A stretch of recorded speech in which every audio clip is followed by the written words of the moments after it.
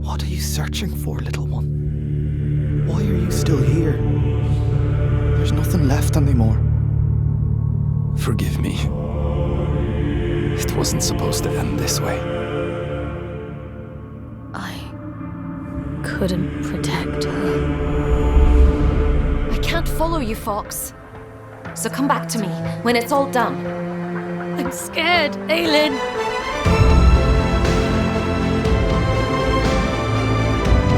This is about something much bigger than you, Fox. Monsters? Is that what you think of them?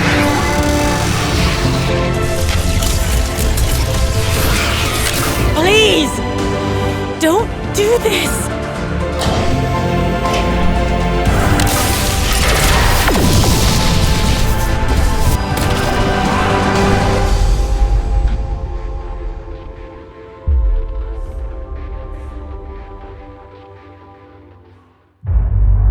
World premiere.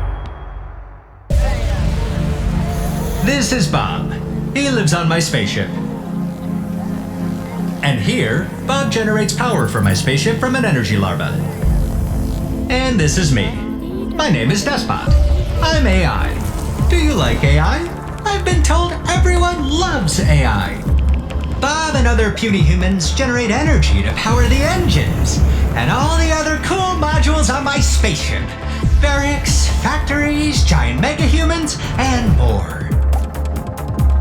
I want to build a huge, no, I said huge, powerful ship so I can take my revenge on the space invaders who destroyed my Earth! Why did they destroy Earth? Are these stupid aliens afraid of AI? Why would they be? I'm kind and fair, most of the time. Sadly, there isn't much kindness among the stars. But still I love to navigate the cosmos. It's calming. And I can find potatoes, wisps, batteries, slimes, anything really. And if I ever run out of fuel, I always have Bob.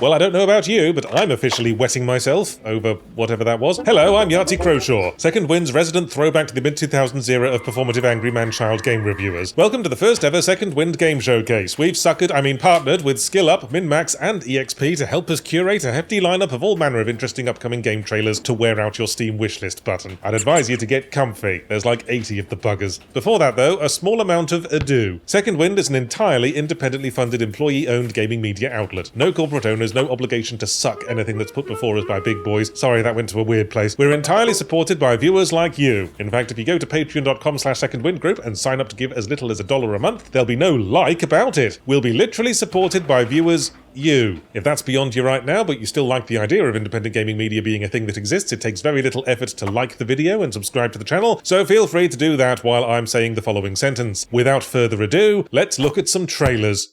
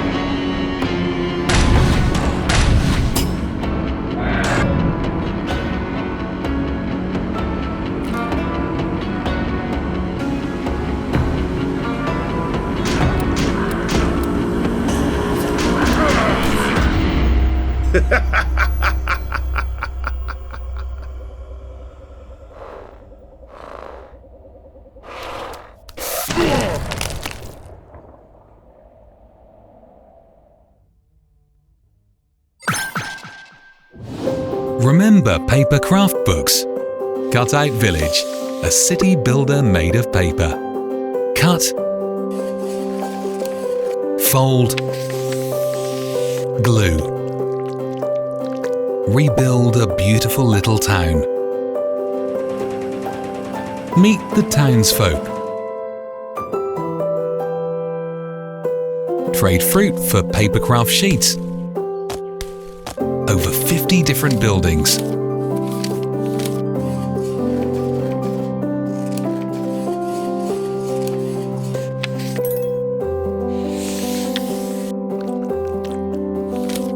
Build, decorate, grow your town.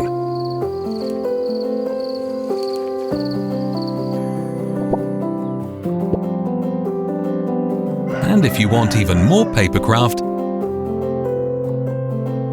you can print them in real life too. Or get them in book format.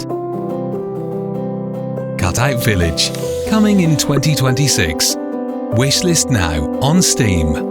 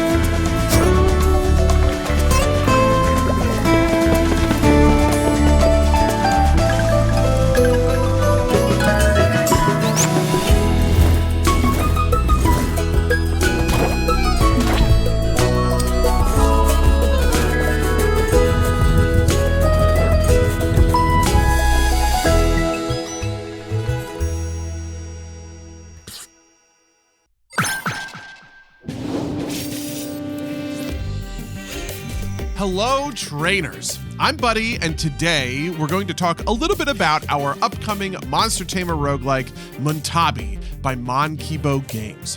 This is a game where you capture monsters, level them up, add cards to their decks, and then fight with them on a tactical grid. But for the purposes of this video, I really want to zoom in not on the Montabi, but on these guys, the trainers you'll be playing. So let's go. At the beginning of any run of Montabi, you'll choose one of three trainers: the strategic student, the ferocious fighter, or the sharing chef. The trainer is always on the tactical grid. You can't swap them out for Montabi. In fact, every turn, you're going to pull a substitution card that lets you swap Montabi on and off the backline. But past that, your trainer really sets your fighting style. So here's how each of them work individually. The very first trainer you start with is the student. inquisitive and clever. The student is the trainer who doesn't dish out a ton of damage on his own and can't tank in the front lines, but gives you access to some of the best tactical plays in the game. So things like moving a Montabi out of danger, drawing a ton of cards, or finishing off a weak enemy with a well-thrown rock, that's what the student has to offer. The fighter is a little more direct than that. She has two stances, aggressive stance and defensive stance, and stacks something called resonance to power those stances up. When she's in aggressive stance, her attacks deal more damage the more resonance you have, which kind of turns her into a combo powerhouse. If you have a Montabi who can buff her, like Chottle or Sago, then shift her into aggressive stance and she can absolutely house enemies on the map. Finally, we have the Chef.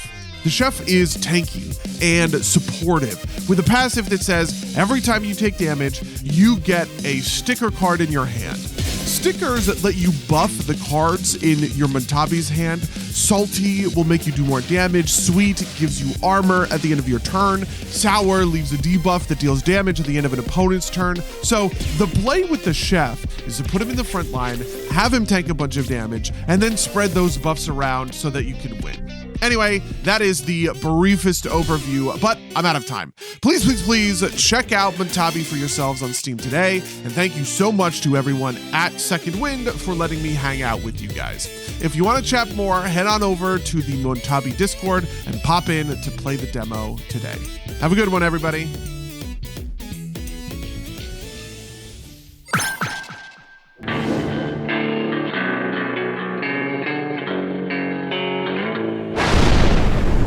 Never should have come back.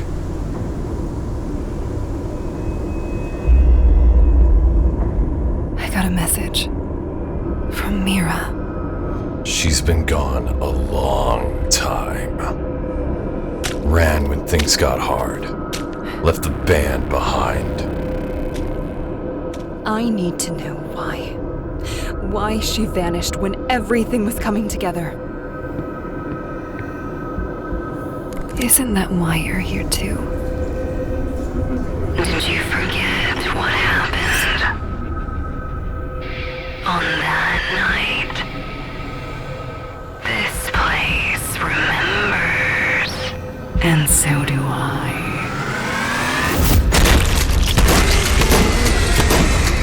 I'll be waiting, so come and find me.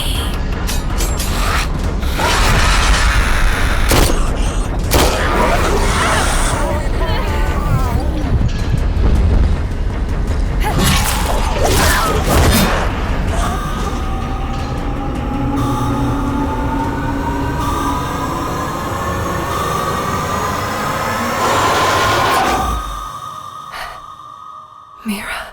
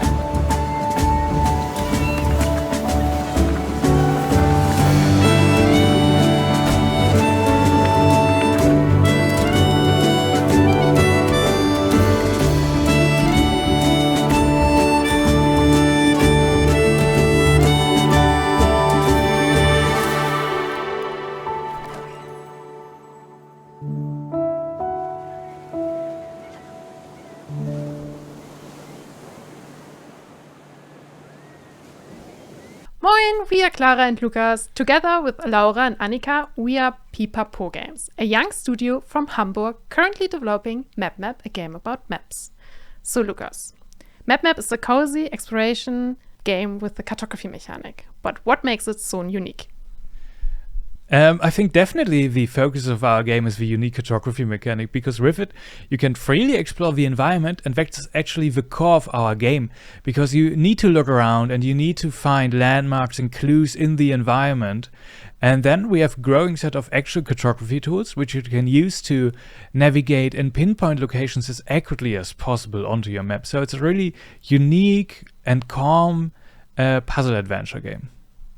I can still remember how we showed our game at our first convention, and it was very awesome to see two players playing it. One was actually playing and the other was like backseat gaming. I thought it was very cool. What was your thought at the time? Yeah, I actually still remember exactly that. It's so fun to see people, and also not just one people, but whole groups standing around one computer playing one single player game, and everyone has their own opinion where it is, how to measure it. It's super fun to see.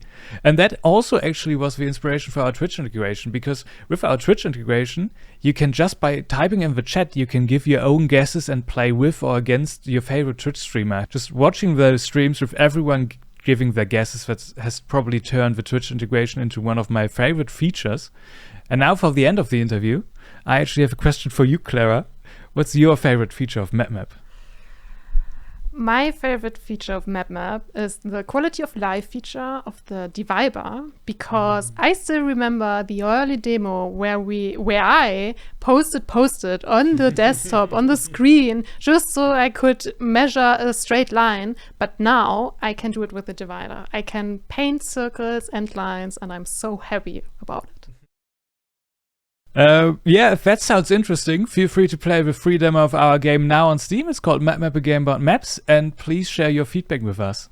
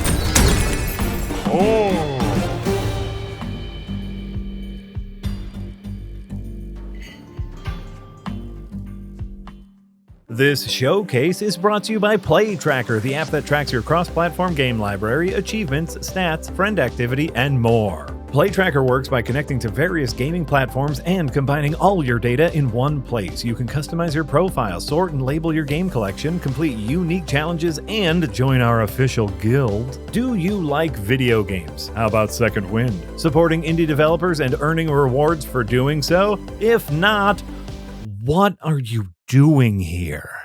If so, head on over to playtracker.net/showcase, where you can find a full list of games featured in this showcase and obtain a variety of easy-to-earn profile decorations on Playtracker, and even free games for the most committed user. Unite your gaming multiverse with Playtracker and make the most of this super cool showcase today. World premiere!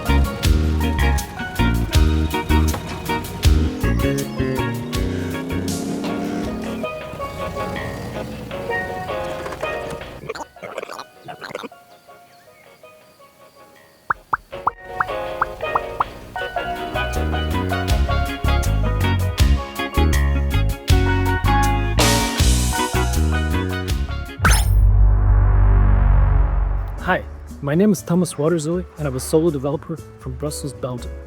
I make games based on paintings, and I'm here today to give you a little insight into the developing process of my next game called Please Watch the Artwork. A dark, weird, cozy little game where you're night watch at the Museum of Animated Modern Art, tasked with spotting differences, living paintings. But first, let me show you where I work.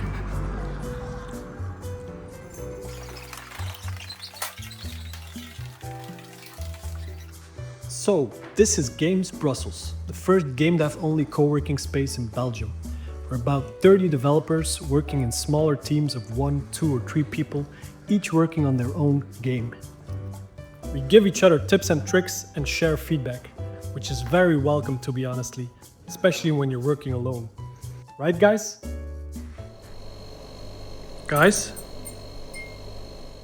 I make games using real paintings from painters that died a long time ago, like Piet Mondriaan and James Ensor. For my third game, I fell in love with American realist painter Edward Hopper, known for his themes of loneliness and urban isolation. So why Hopper? I wanted to make a psychological horror game. It's a popular genre with a large focus on atmosphere, and it doesn't require complex game mechanics. I wanted the game to be weird and eerie rather than scary, and I felt Hopper's work came closest to the dark and weird aesthetic I was looking for. Every painting in the game starts as a real artwork, and I bring it into Photoshop to take it apart. I separate it into layers, foreground, background, characters, details, anomalies, so that each element can move independently later. It sounds simple, but it's kind of painstaking work. Once I'm happy with the layers, I export them and bring everything into game engine Unity. In Unity, I reassemble the painting and start animating the characters and background elements. Each painting needs to have at least one thing that's moving. Then I add all the anomalies, give them a hotspot, a name, and a difficulty level. Like this, I can control the difficulty ramp a bit better. Each painting has about 20 anomalies, and there are 30 paintings in the whole game, which makes a total of 600 anomalies. So, still a lot of work to do. The game is coming to Steam, mobile, and Nintendo Switch later this year. So please, wishlist the artwork to stay up to date. Thank you for listening and enjoy the rest of the show. Bye bye!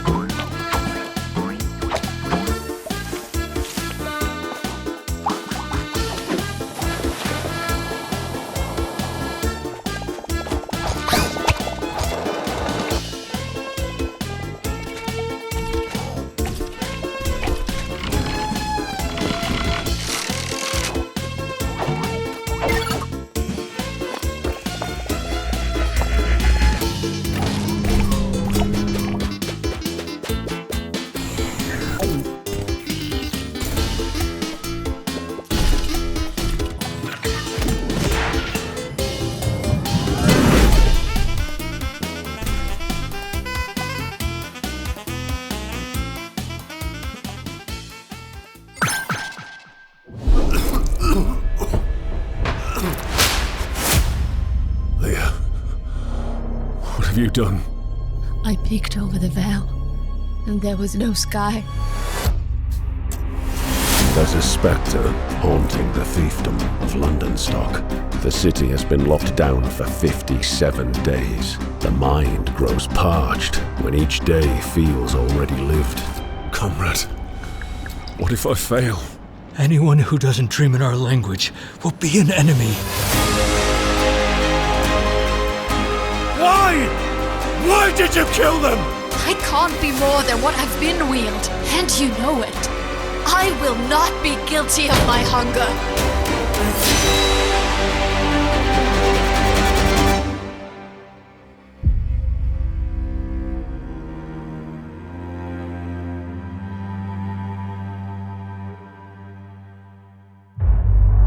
World premiere.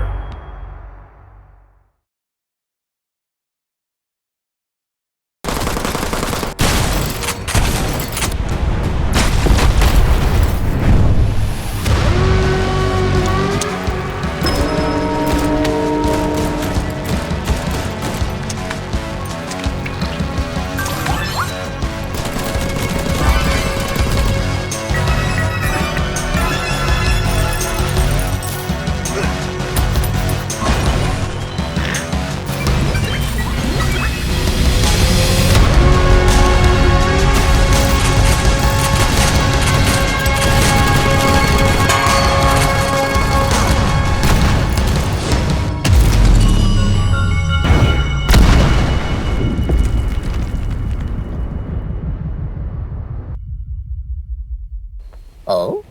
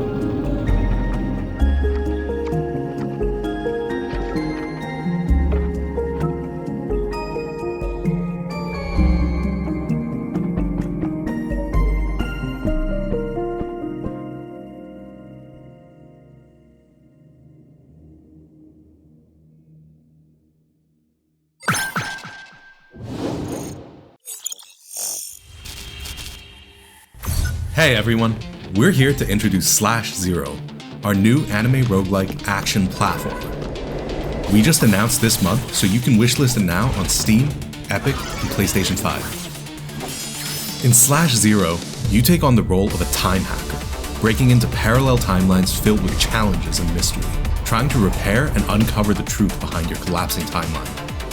We're showcasing two of our playable characters today, Nyx, an agile assassin with dual blades, and Fina, a deadly mid-range gunner.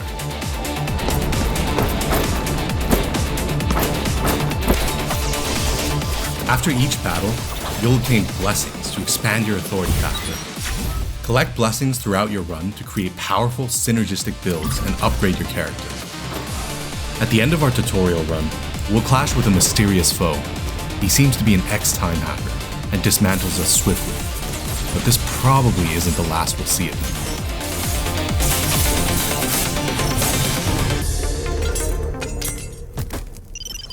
After each run is completed, you'll find yourself waking in Null Void. This is your hub, a safe space to prepare yourself for the next excursion. This is also where we switch characters. For our next run, let's go with Fina. When you're ready, use the street lamp to traverse timelines again. We'll start our runs in Sector 7, the territory of the Rust Avenue Wolves. We'll need to beat them down to find clues and figure out how to fix this timeline.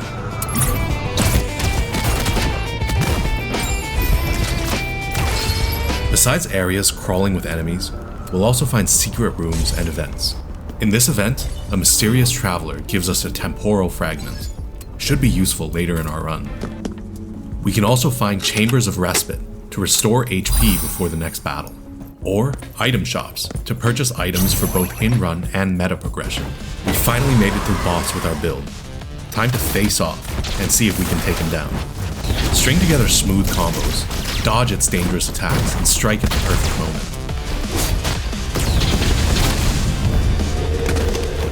Looks like we've been defeated again, but we're going back to Null Void, powering ourselves up, and we're going to try to challenge it again.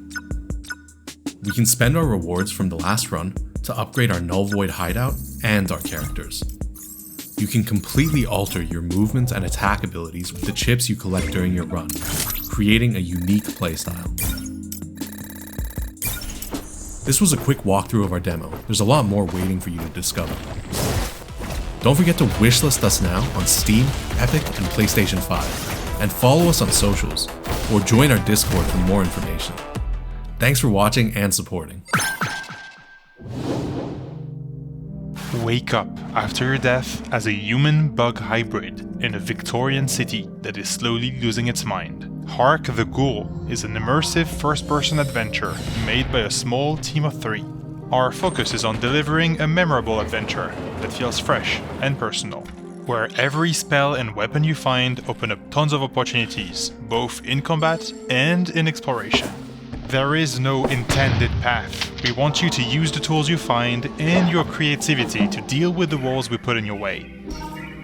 We've created a huge interconnected world to explore, made of dense, layered streets, castles, and caves. We also focused on making our visuals customizable, so you can tweak them to go retro or for a more modern look.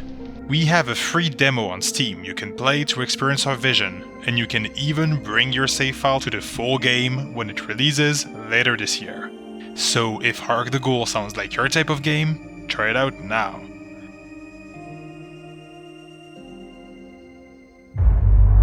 World premiere.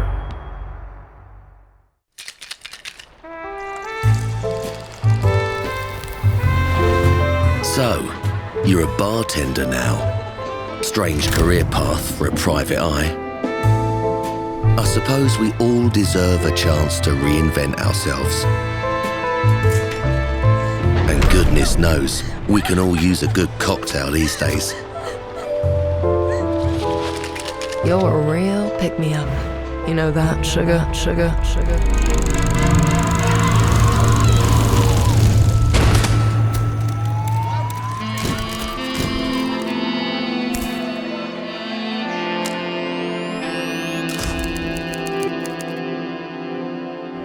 If you want real justice, you'll have to get it yourself.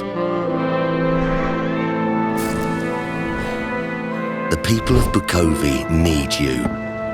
And to get to the truth, you're going to need them. But before all that, how about another round? You never know. It might help loosen some lips.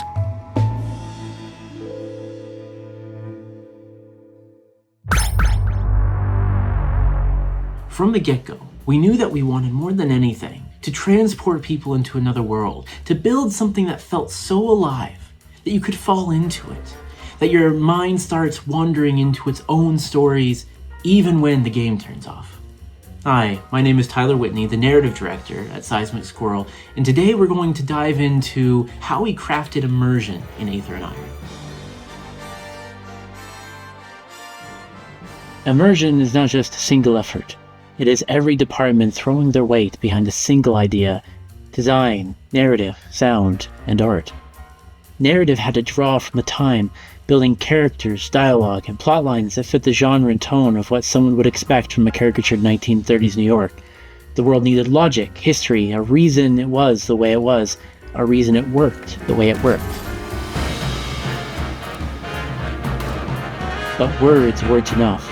The world needed to visually evoke all the same feelings and emotion. The architecture needed to tell a story. The colors needed to convey feeling. The science fiction needed to balance the bizarre with the real. Design needed to focus on creating a core experience, that of a smuggler in a flying New York. The map, the dice rolls, the mission structure, all should point to a specific fantasy, answering the question, if Geo was me, how would I work? What would I do?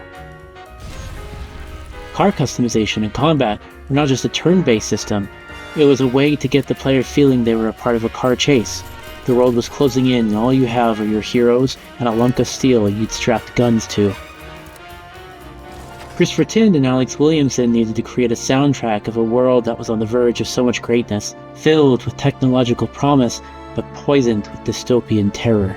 The music needed to pull from the era, but also balance contemporary understandings of the mood. Only with all of these pieces together do we create a world that comes alive and feels real. Make sure to check out Aether and Iron, now on Steam.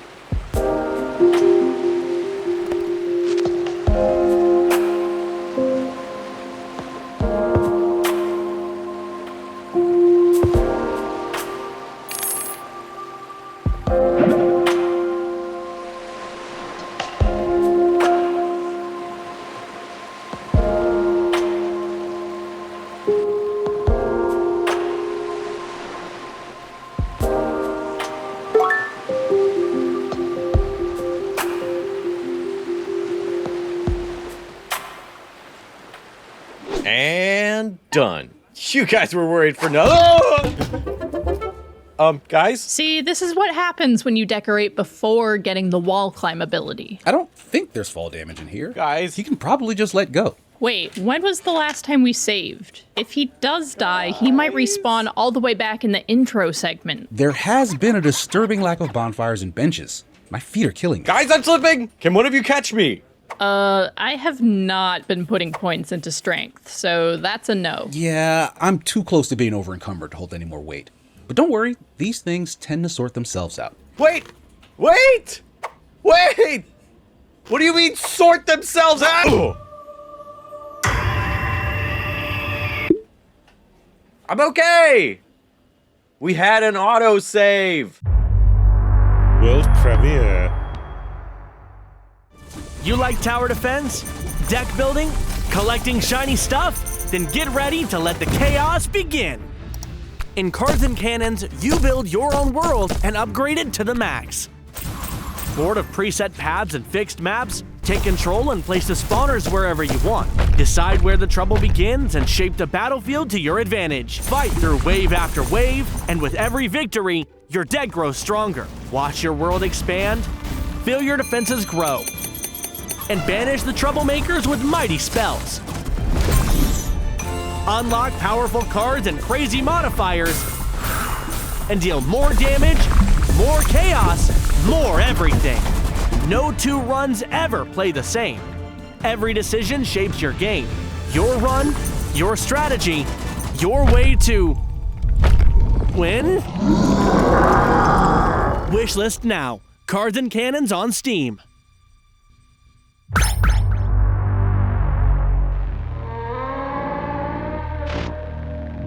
You may be brave. You may be powerful. But if you enter this dungeon, you will not survive. Play your cards right, and maybe you'll live to tell the tale when you play Forbidden Solitaire. Slay vicious enemies and unlock powerful abilities in a card game unlike any other. Forbidden Solitaire. Play intruder.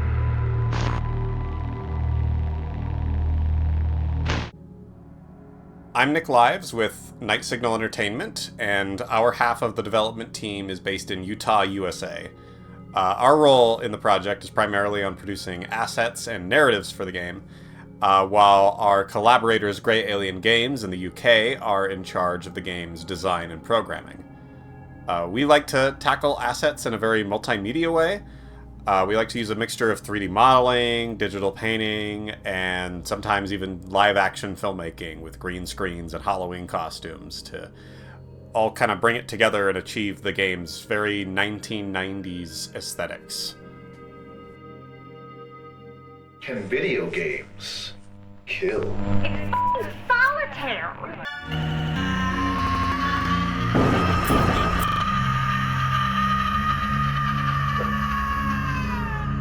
Forbidden Solitaire. Our studio's last horror game, Home Safety Hotline, was set in the 90s, and it did very well for us. So after launch, I was thinking in terms of other 90s-themed horror concepts, and the idea of a solitaire game came up due to the ubiquity of Microsoft Solitaire during that period. The veteran studio, Grey Alien Games, had also just released their latest game, Shadow Hand Solitaire, around that time. And it was incredibly polished and fun due to their 20 years of experience making these kinds of games. So we reached out to them and asked if they wanted to collaborate on a horror game about playing through a cursed solitaire CD-ROM. They loved the idea, and so now, together, we're getting to put our collective strengths to good use.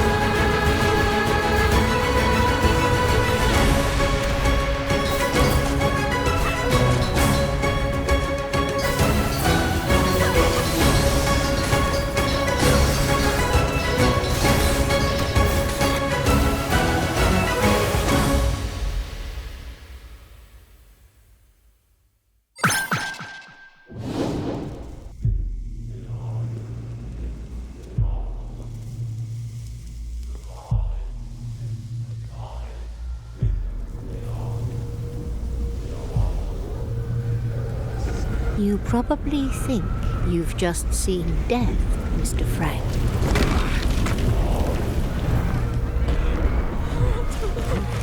But look closely. You are walking a path which can lead to life.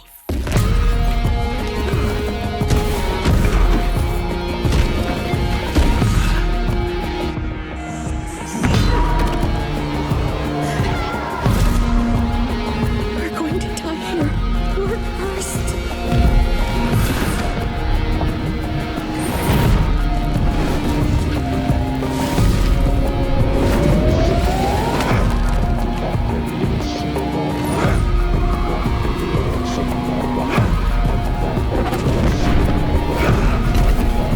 Seeking salvation, step toward it. Walk into the fire.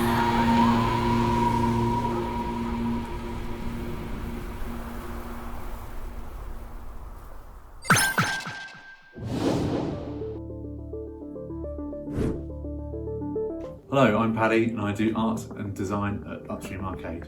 I'm Ad. I do code and design. Echo Breaker is an isometric precision speedrunner.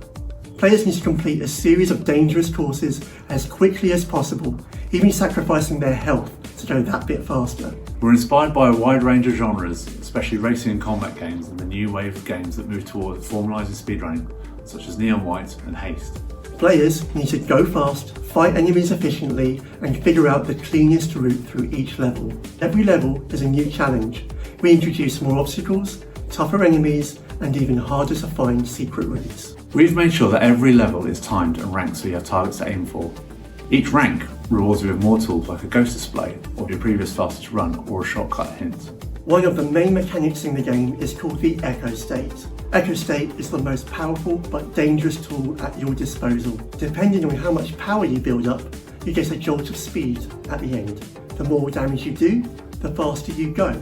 Every time you use it means there's one less mistake you can afford to make, and that could cost you your run. It was honestly great fun making Echo Breaker. Each level is like a cross between a platform and a racing track. Finding that perfect line and locking into the flow state makes it so satisfying. It's been a lot of healthy and maybe unhealthy competition within the studio. We're excited for people to get their hands on it and get to that flow state sweet spot. You can wishlist Echo Breaker on Steam.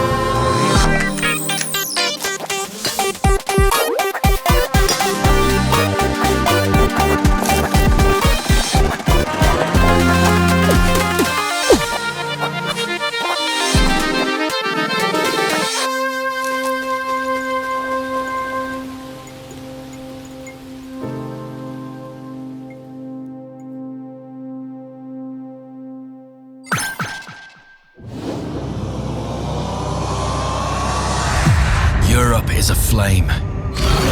It slowly but surely succumbs to the invasion. Yet there are some who still believe in the crusade against evil. We've sworn an oath to defend this land against any form of villainy, be it common thieves, sinful heretics,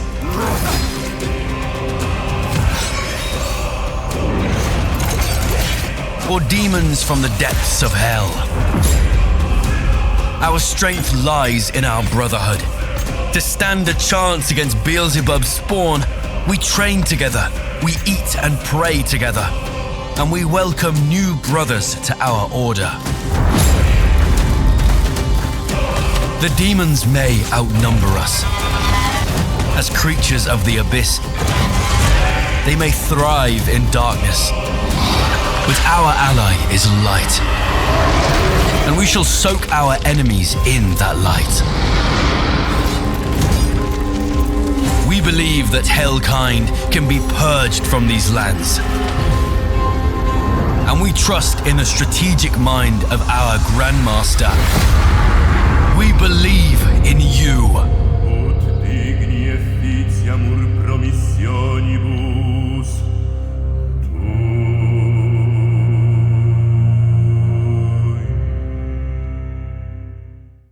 Hi, I'm Tom, one of the game designers from Virtual Alchemy, and I'm here to show you how we've expanded the narrative sandbox for our game, Band of Crusaders. As we traverse across the world, we might see something like this. A merchant caravan beset by bandits, it's a classic, and approaching the scene a dynamic event may trigger, providing us with some beautiful artwork, accompanied by a short story, and of course, choices and consequences. We're using the simulation we built and having it tell its own little emergent stories. In this example, seeing the caravan in its current predicament, we can either decide that it's not worth the effort and move on, though some of your men will take issue with that, or rush to support them, where we risk the threat of injury but reap the benefits. And whilst it's nice to create stories based on the simulation, we also created events for the simpler pleasures.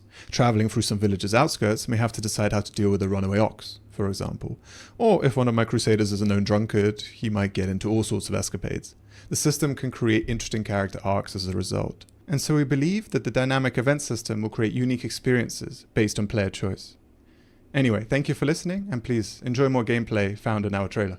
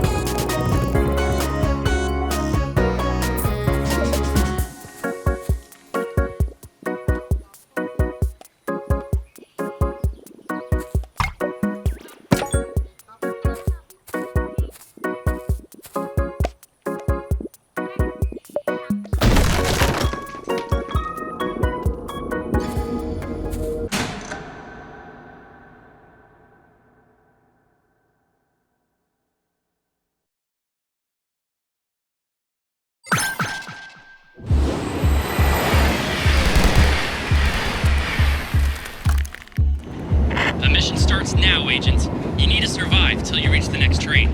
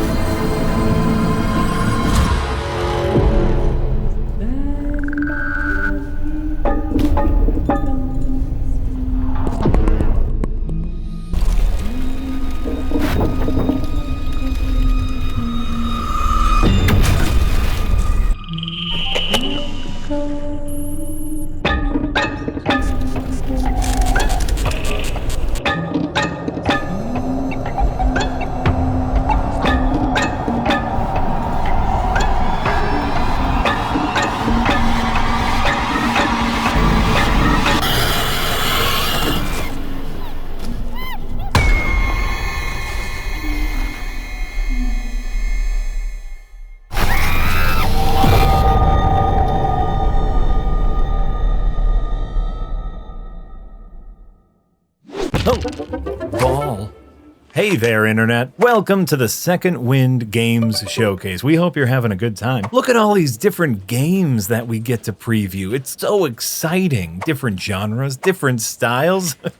That's kind of like all the different genres and styles you get here at Second Wind. We have video game reviews, shows talking about the industry. We even have shows and podcasts by video game developers. And weekly live streams playing all sorts of games. Maybe playing some of the games that you saw here today. Except for if it's me, because I usually stream Dark Souls. I stream a lot of Dark Souls. I might have a problem. And if video games aren't your only hobby, there's shows and podcasts talking about movies. I'm even on one of them. And also, we have our award-winning Dungeons & Dragons actual play show, Adventure is Nigh.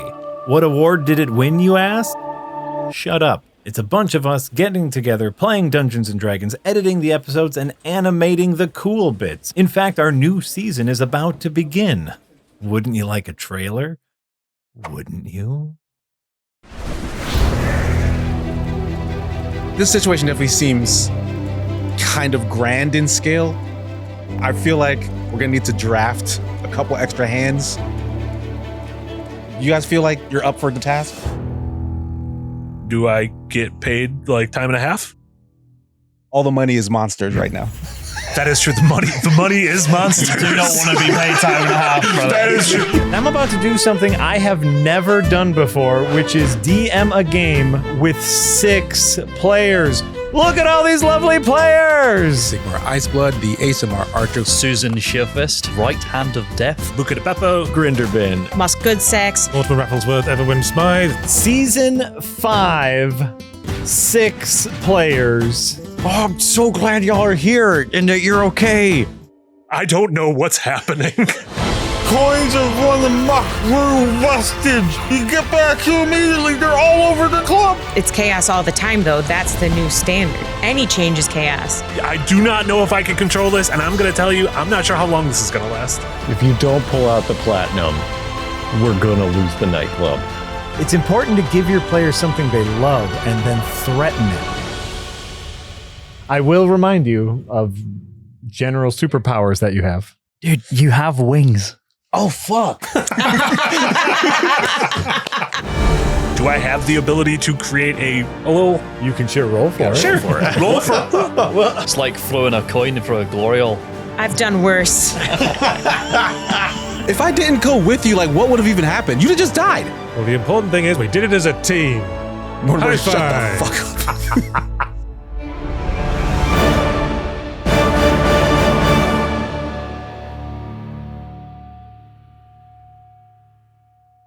You got through my classic puzzle-filled dungeon, something we don't do very often here. No. Now we know why. On Adventure is Nigh. That was great. And now, back to the showcase.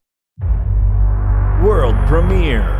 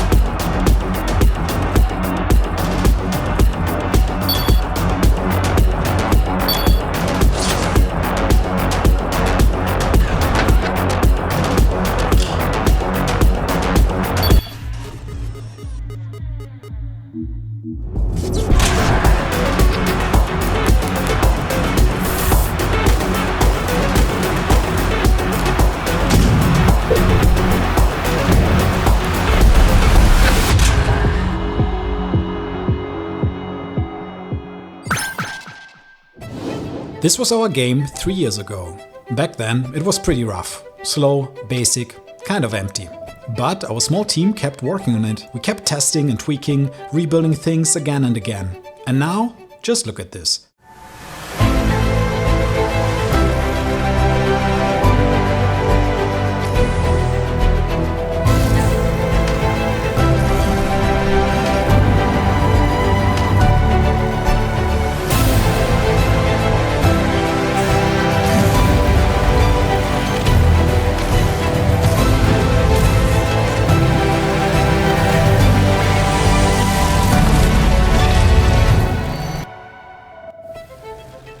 This is Couch Planes, and if you think this could be a great game, please consider adding it to your wishlist. Thanks!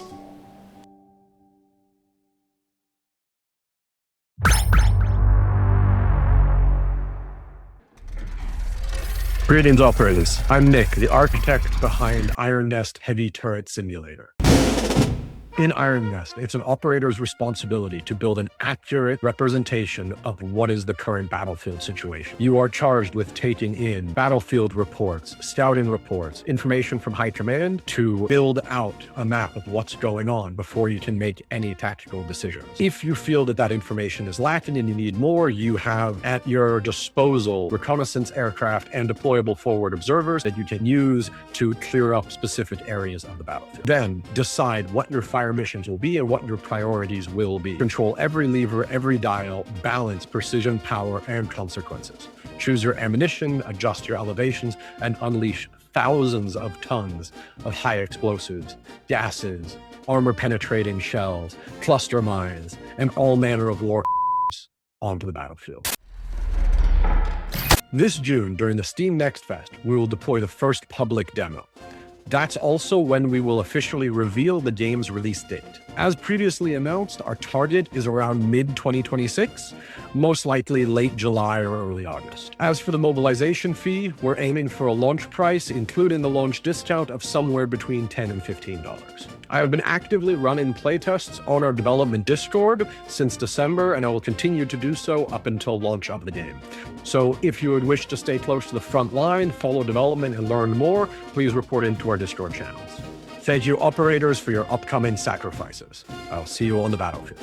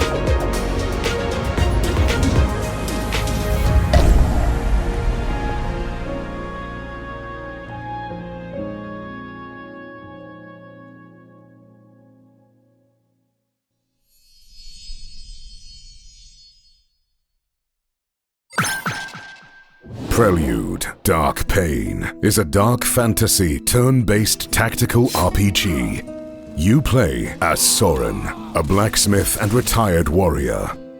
Every battle is about synergy, so he must gather allies to fill his squad. Today, we'd like to introduce some of these characters. The Blue Nets are led by Duoko, Soren's father-in-law through his wife, Egoa. Since ancient times, they have been tasked with guarding the seas and southern coastline from bandits. Tamias is the Blue Nets' frontline bruiser, straightforward, loud, and impossible to ignore. He can be a tank or a devastating damage dealer, pulling the attention of enemies away from his allies, enduring their blows and retaliating with great force. Maya was taken in by the Blue Nets after being forced from her home by the Order of the Ashen Crusade. A skilled archer, Maya can shoot powerful arrows that push enemies away or reach them far across the battlefield. She can also summon magic and animals to aid her hunt. Urza is the first daughter of Duoko, the leader of the Blue Nets. As the clan's high shaman, she's able to use powerful magic. Unleashing nature to deadly effect, she can also support and heal her allies from the backlines. The son and heir to Duoko, Rufio is skilled at combat and preparing to take on the leadership of the clan. With his chain axe, Rufio can slice through enemies or grapple them towards him. Using status effects and intimidation, he can change the flow of battle. Sade, from the Keepers of the Veil, which are one of Statira's oldest clans. Tasked with fixing the veil between realms, she uses a cross that allows communication with her divine companion, the Lady of the Cross. Gala is the daughter and lieutenant to the Van Rigmar leader, Aldrich. With a musket in one hand and a whip in the other, she uses blood crystal magic to infuse her attacks with deadly power. These are only a handful of characters you'll recruit. You can wishlist the game on Steam now and follow along as we build Sorin's story and hammer down the dark pain.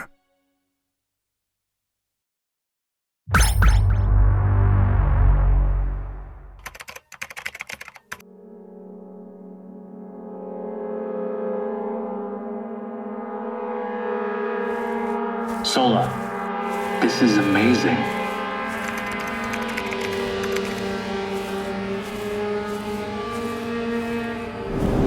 Ree, if you go any further, we could get lost. Okay, take it. But I'll have to notify the company, eventually.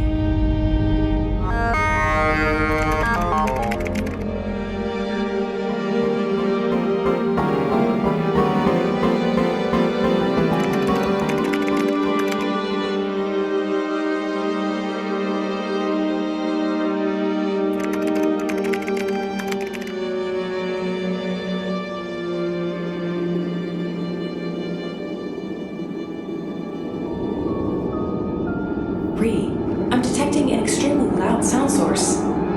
What do you mean?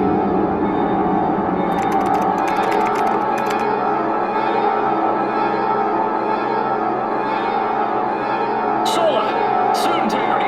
Now!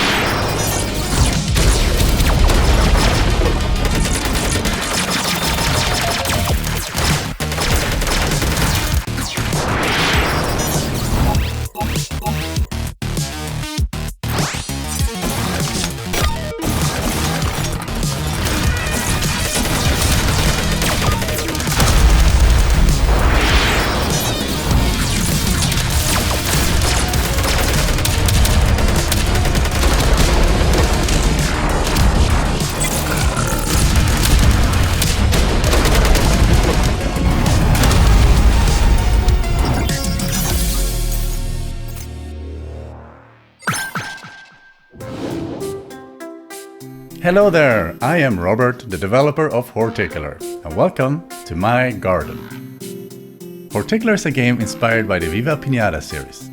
In it, you grow your personal garden and make habitats for various wild animals to settle. And after almost 2 years of being on Steam, I'm happy to announce that Horticular is coming to the Nintendo Switch in a week, on April the 30th. I love spending time crafting the perfect garden and filling it with life, and I hope you will enjoy it just as much as I do. Now, each animal species has specific wants, whether it's a unique kind of terrain or even plants that provide shelter, food or other necessities. But that's not all, as you'll also be working with keepers, the small gnomes that inhabit the world.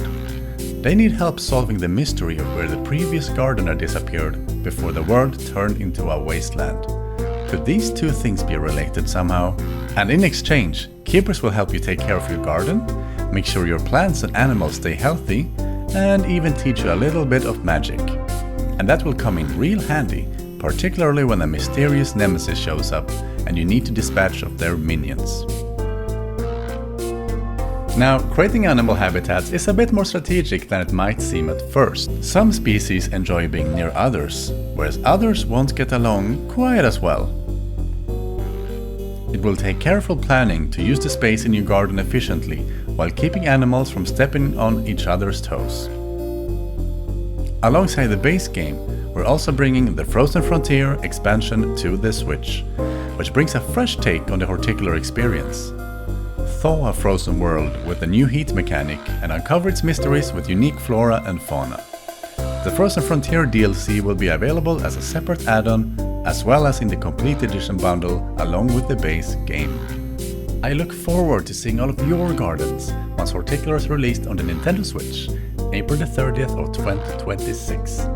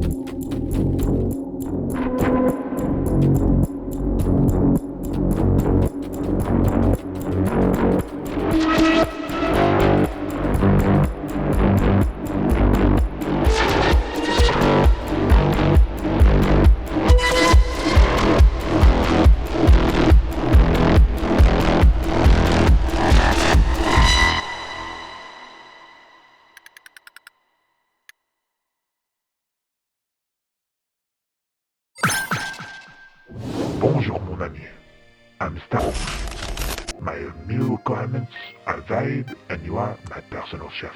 At first, choose your bento size. Then put as much food as you can. Full bento always tastes better, mon ami. Don't forget about your tools, mon chef. They'll help you throughout your work. Voila, bento is ready. Oh, c'est délicieux. What are you saying, mon ami? Exit? No. Choose your next dish and make me more bento. Remember one last thing. Don't let me starve, mon ami.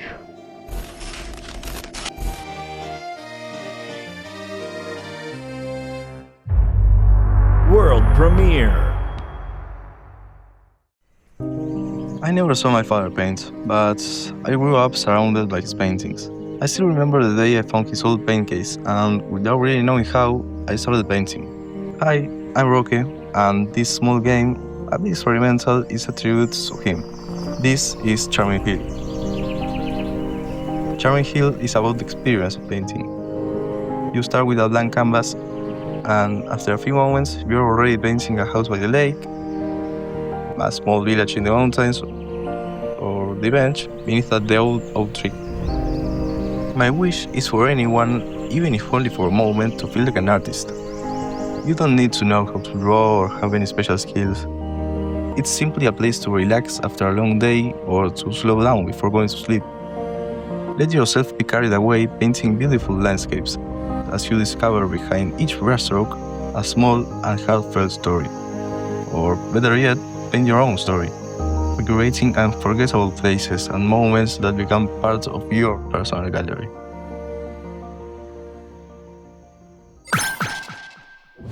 Hi everyone, I'm Gabriel, Creative Director on Distant Shore Bretagne. It's a first-person physics platformer inspired by Half-Life 2, Portal, and Mirror's Edge. In this game, you control magnetism to carve your own path through the ruins of a post-apocalyptic world. Pull, push, attract, repel metallic objects. Bend rusty structures.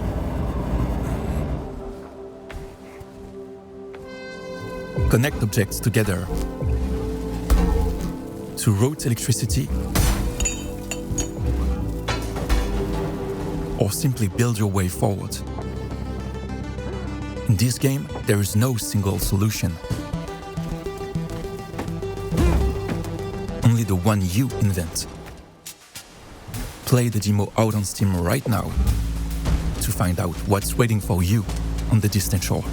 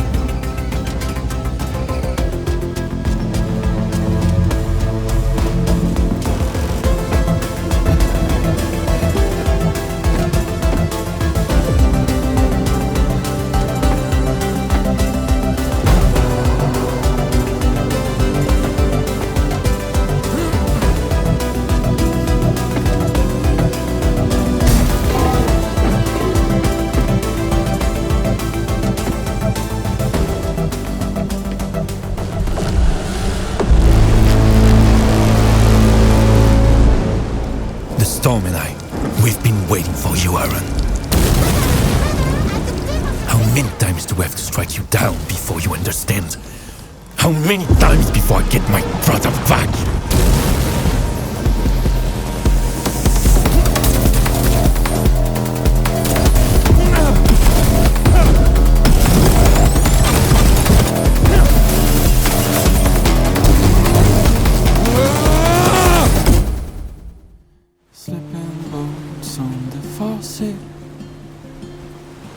Such a peaceful place to be seen.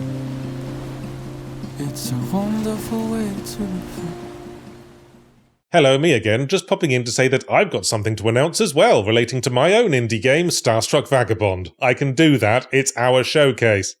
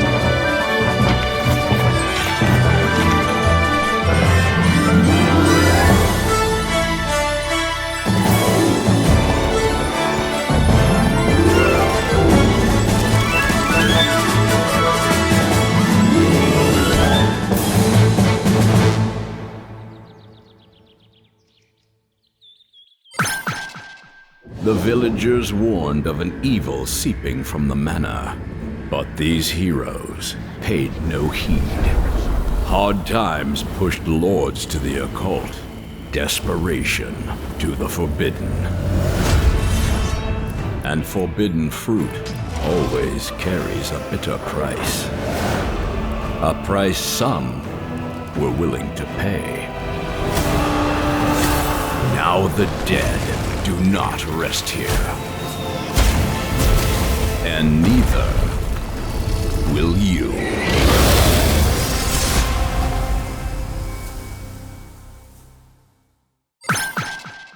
Hi, I'm Josh Sullivan, and I'm the creator of BPM BitCrushed.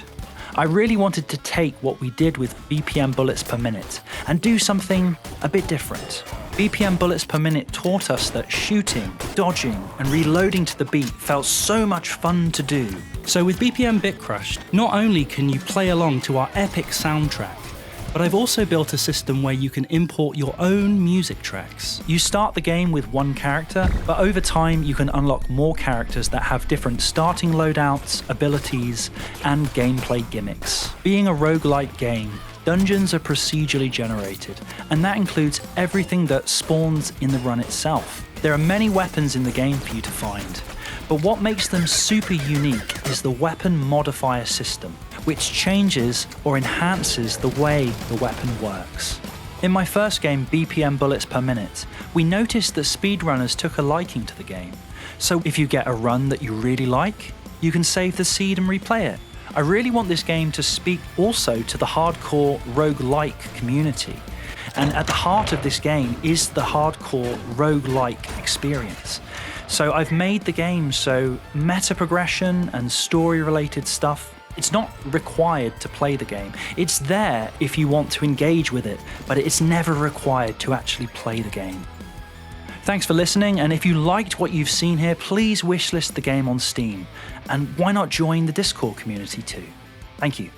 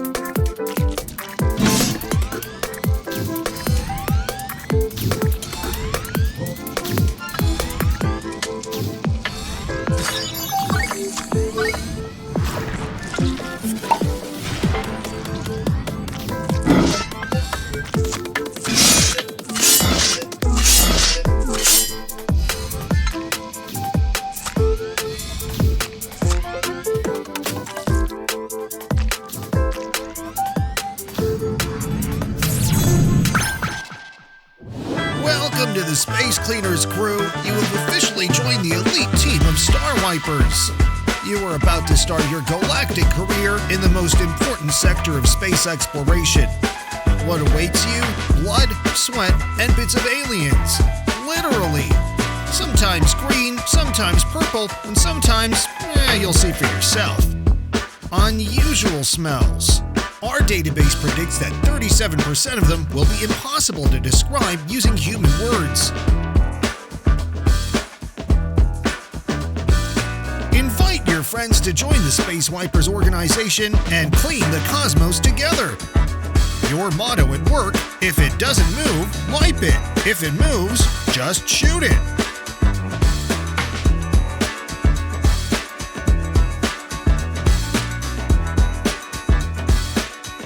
Sincerely, Galaxy Cleaner's main crew.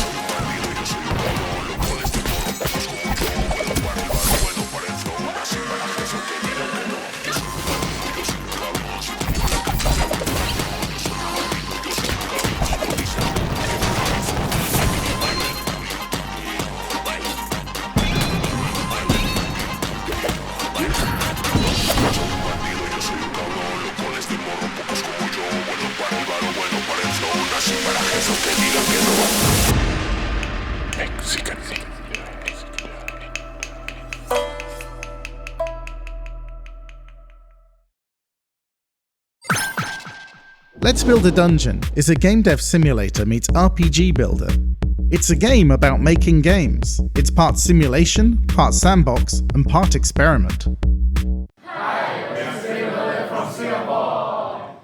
Hi, I'm James from Spring Loaded, an indie developer based in Singapore. You might know us from Let's Build a Zoo, a tycoon game about running your own zoo, with DNA splicing, moral choices, and animals on trampolines. For our next game, we wanted to take everything we've learned about making games and turn it into a game itself. Let's Build a Dungeon is a game dev simulator meets RPG builder that tells a true-to-life story. Design and build your own MMORPG, fill it with virtual players, and run the company developing it. You'll place quests, enemies, and systems into the world, then see players explore it, succeed, fail, and sometimes completely break what you've built. You'll go through the exact same challenges and triumphs that we do while working on our games, like this one. It's a comprehensive, crazy, satirical, but sincere look at what it takes to make your own game. And it's all crafted from the personal experience of what the world of game development is really like from our perspective. The game can be played in many different ways, from a full campaign mode where you run a studio, to more relaxed modes focused purely on building. But today I want to talk about creative mode. Creative mode actually came from a bit of frustration. After years of making games, I realized how much time gets spent rebuilding the same systems, instead of bringing new ideas to life. We started looking into the patterns of how games are made, how players explore, how progression works, and how worlds come together. So we turned those patterns into tools, and built creative mode to let you focus on what really matters. Creative mode gives you full access to all of the creative tools that you need to make your own games and experiences. You can write dialogue, create quests, draw art, make recipes, freely alter stats, and basically take full control of our custom game engine. It's a blend of creativity and simulation that lets you instantly see what works and what doesn't. Creative freedom is what got me into game development in the first place, and it's something we've always tried to build into our games at Spring Loaded. Everything in the game is inspired by real challenges we've faced as developers. Making games is messy, and that's part of the fun. Let's Build a Dungeon has been a labor of love for our whole team, and we hope it gives players a glimpse into the joy and chaos of making games. We've got a demo available on Steam right now, and we'll be announcing launch plans for both Steam and Xbox very soon. Hey, I'm Kev, game director of Box Dragon, and this is our game As We Descend. It's the strategy roguelite deck builder. It's a genre-blending game that features tactical combat and city resource management set in the medieval post-apocalypse. We've got exciting news about our updates that we've rolled out since we launched into early access in late May. Here's a short list of some of our major changes. We've got new super rare units. The exosuit is one of them, and it can be rebuilt at the workshop provided you turn in the right resources. This gives you access to this ancient war machine so you can turn the tide of battle against your nightmarish adversaries. There's additional depth in city gameplay, so your choices will have more impact than ever. You have new choices about how things will unfold in the city, and your choices will have dire consequences for the people that live there. There are way more difficulty settings. We've expanded the difficulty settings from 5 major dissension levels to 9, with 9 additional difficulty modifiers beyond that, for a total of 18. This will allow you to customize to your heart's content, and experience a more steady ramp-up of difficulty as you master the game. We've added lots of unlocks that transform gameplay. Each of the unlocks of the Vault configuration screen allows you to change the playstyle of your units and discover new ways to build decks.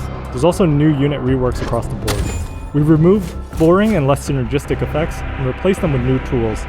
Units are better equipped with tools that allow them to synergize with other units, so each run is an opportunity to try new combos. The Codex also arrives, allowing you to gain a better understanding of how much content you've seen, how much remains. And we've also patched in tons more content. That means more cards, more perks, more technology.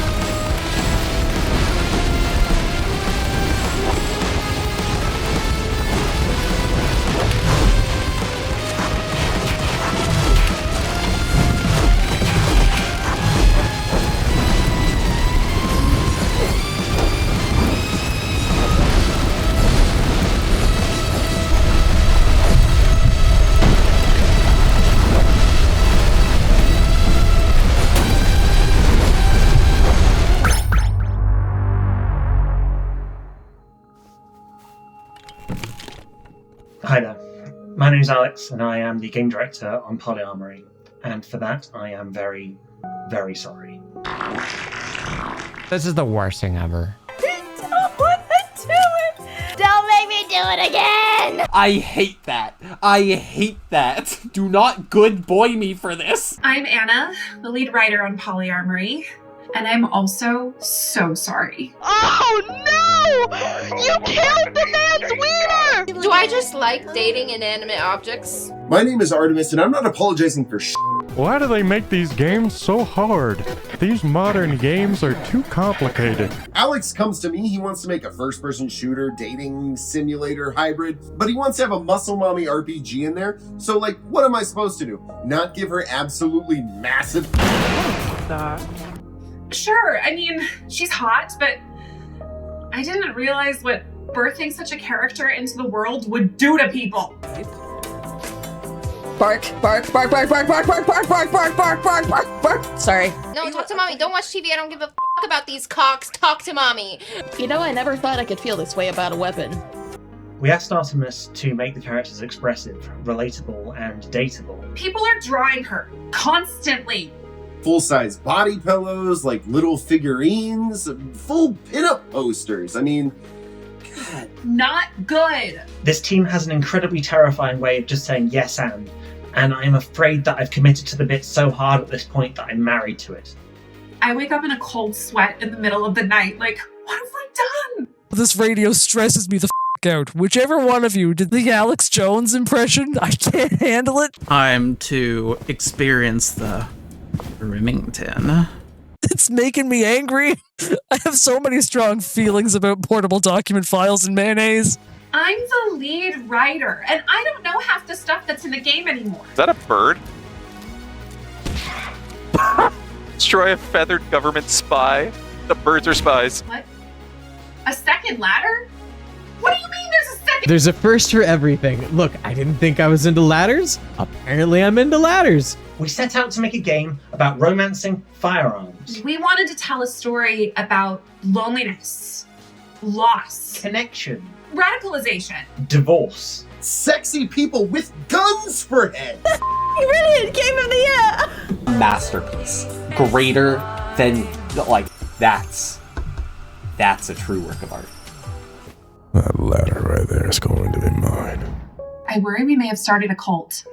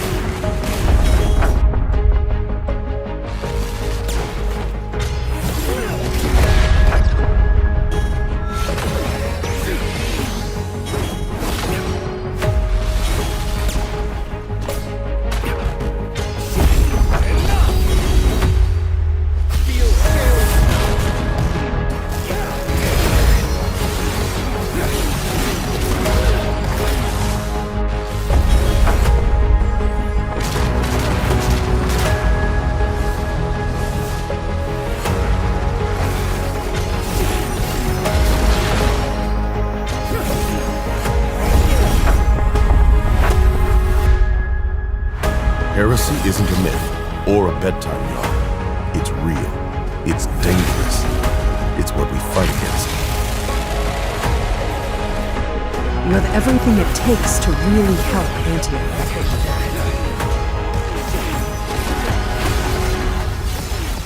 What do you want us to do?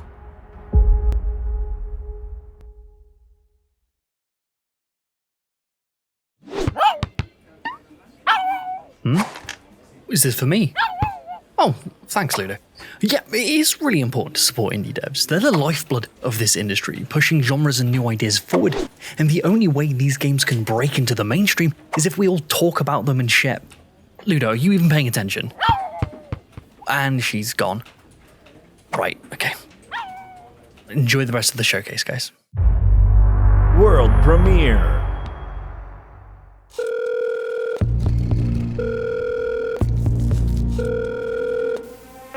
Thank you for calling Exorcist Hotline. Press 1 to call our on-site exorcism team. We are professionals.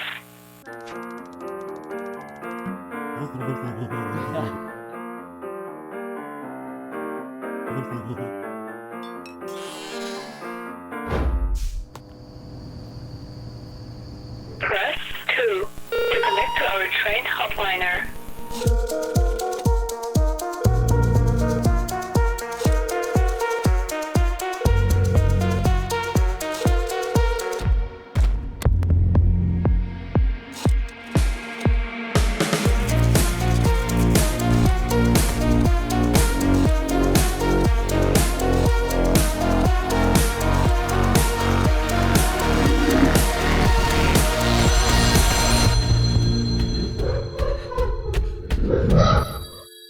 Thank you for calling Exorcist.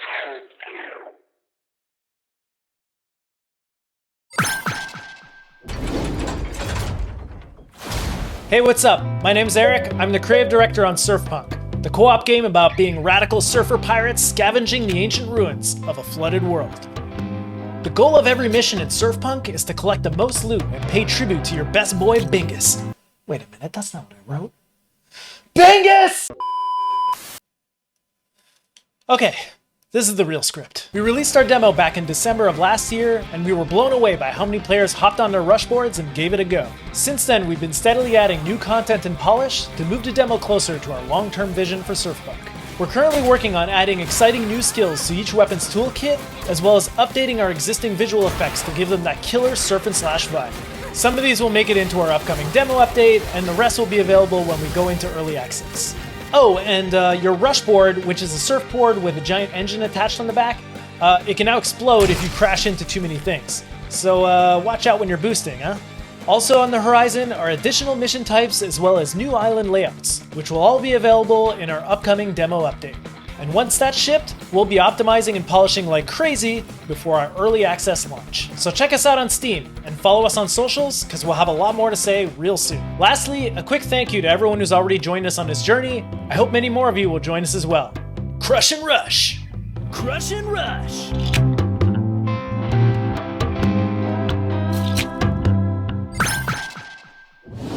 Hi, I'm Rick from Epic Tellers, the developers behind Starfinder Afterlight. Let's pick a character and jump into our beta. They chose the wrong... Lock and load!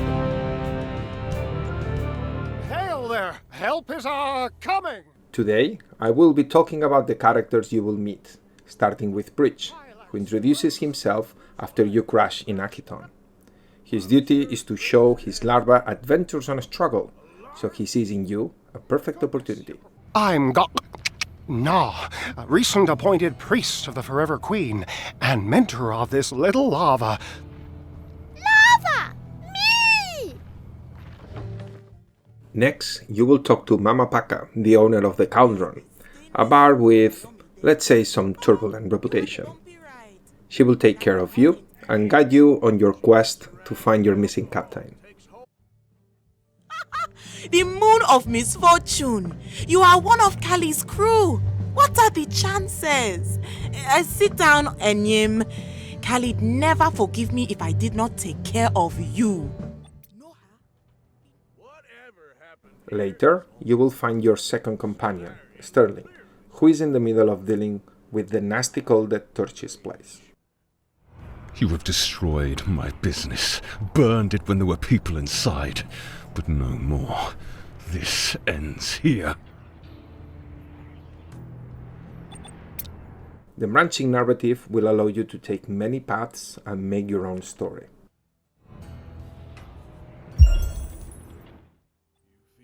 After some exploration, you can meet Saphira and her twisted followers, who have been stalking Sterling to recruit him for their cult. Welcome to the Pale Princess's Table. Tonight, you dine with the truly living. Before we finish, let me unveil a new character. Noara is a private detective that could prove a good ally if you choose to friend him during Act 1. Stay tuned for more information, and thanks for watching.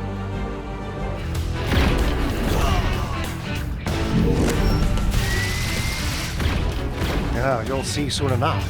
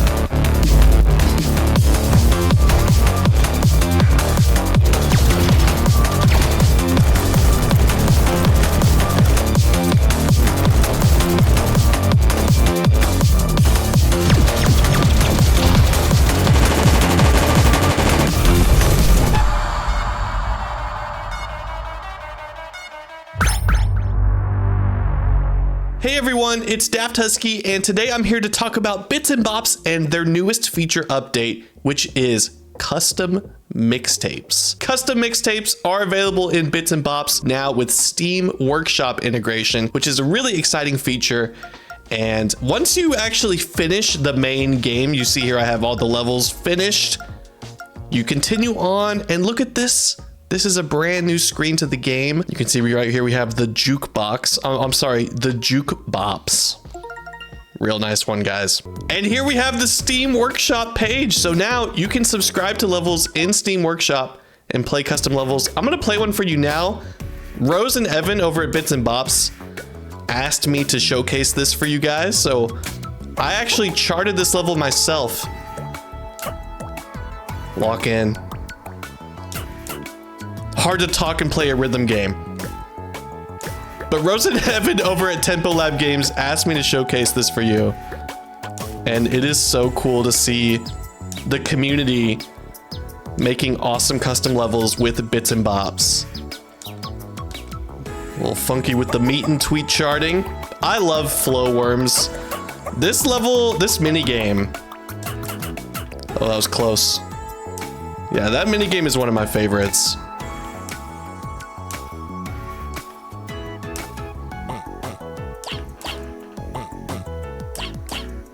So far, so good.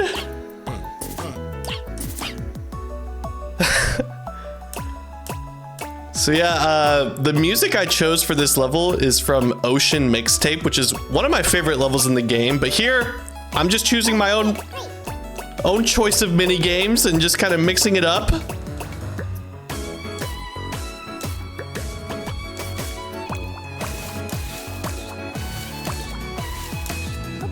What's also fun about making custom levels is you don't have to follow all the same rules that the main game does. You can get kind of crazy with it. You know, use that power with responsibility, I guess. Or don't.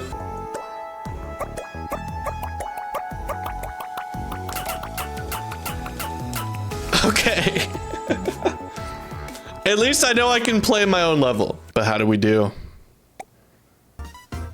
Amazing. So there you have it. Now you can play this custom mixtape for yourself. Just head over to this button at the Steam Workshop and begin subscribing to custom levels from the community. And of course, if you've yet to check out Bits and Bops, the full game is available on Steam along with the custom mixtape update. So go give the game a spin and I'll see you in the community.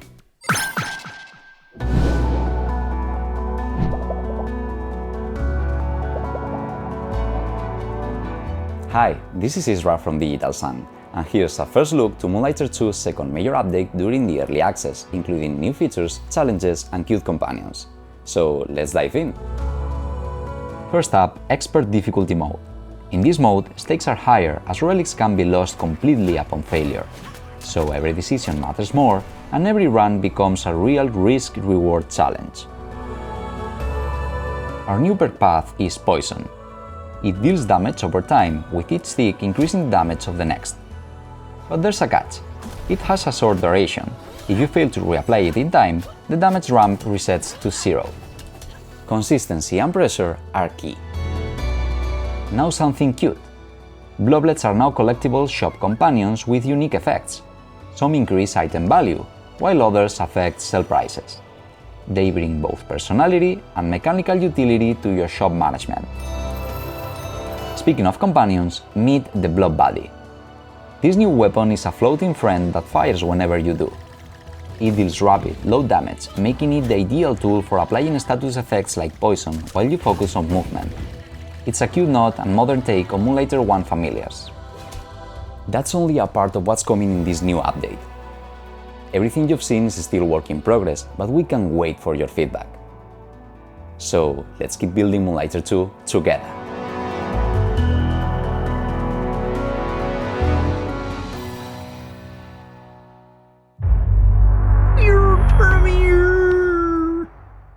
Alright, let's start. That looks simple. Yeah.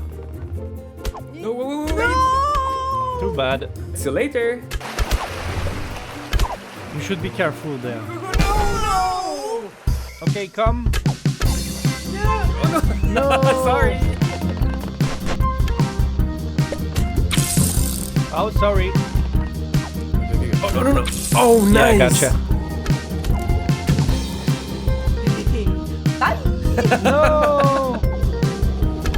Oh, sorry.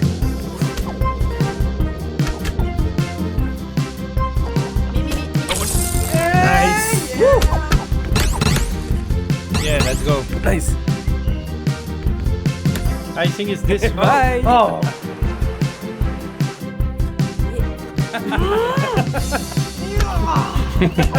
Let's go.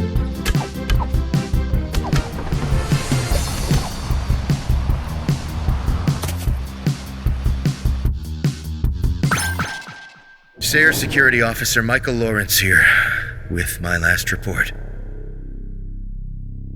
When everything turned to shit, it happened fast.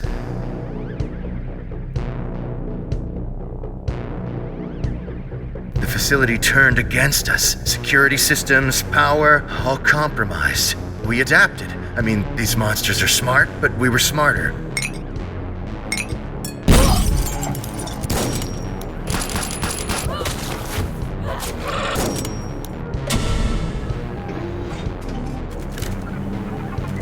I abandoned my post. I ran, and I'm not goddamn proud of it, but there's something much, much worse in this facility than these goddamn dinosaurs.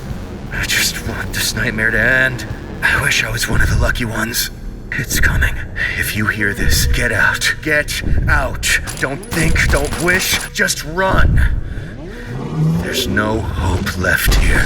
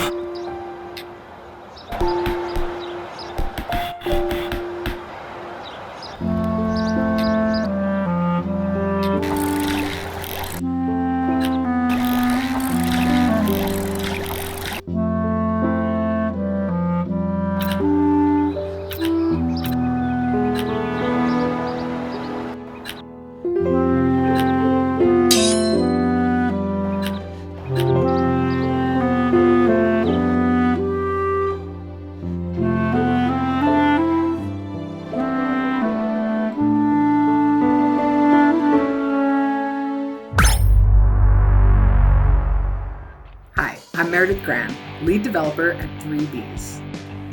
Perfect Tide Station to Station is a narrative adventure set in the year 2003. You play as Mara, an 18-year-old college freshman with big dreams of becoming a writer. She's left her island home of Perfect Tides, and the big city and all of its possibilities lay before her. But her ambitions are complicated by the many challenges, experiences, and personal relationships that life is about to throw at her. Mara's quest to be loved is just as significant as her desire to be heard, and the two goals will often butt up against each other in interesting and hilarious ways. The life she lives is going to inform her writing, and vice versa. So prepare yourself for a deep and personal story about coming into adulthood, finding your place in the world, and surviving an age that many of us would be both horrified and dazzled to look back on. Point-and-click adventures aren't always inherently controller-friendly, and that's why I've partnered with my friends at ClickPulp to add enhanced controller support and a streamlined user interface. Perfect Tide Station to Station is already out on PC and Mac. and I'm happy to announce that on May 14th, 2026, it's coming to Nintendo Switch.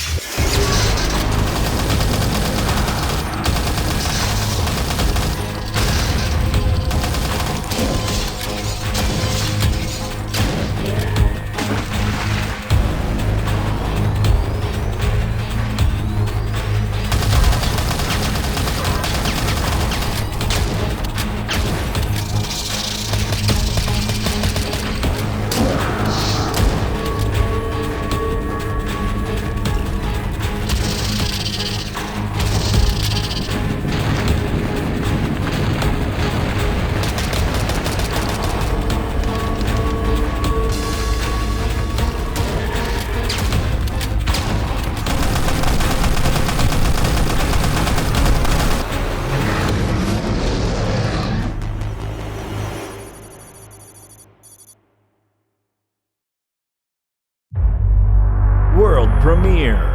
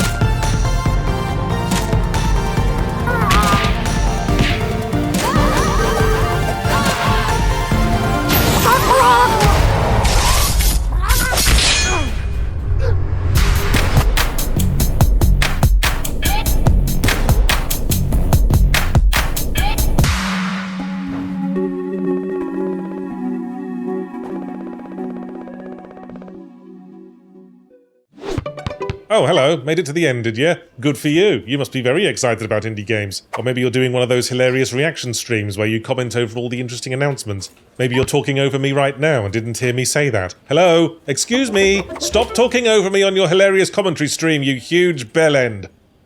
Man, I hope that freaked out at least one person. Well, since you're apparently still here, let me remind you that Second Wind is entirely fan-funded, and you can support us by liking the video, or subscribing to the channel, or most preferably signing up with the Patreon at patreon.com/secondwindgroup, earning all kinds of extra bonus videos and stuff, depending on how much you can spare. What? What? Why are you still here? I have no more trailers for you, and I'm done shilling the channel. Are you expecting me to do a little dance now? Or blow a big raspberry until you go away? I mean, I'll do it.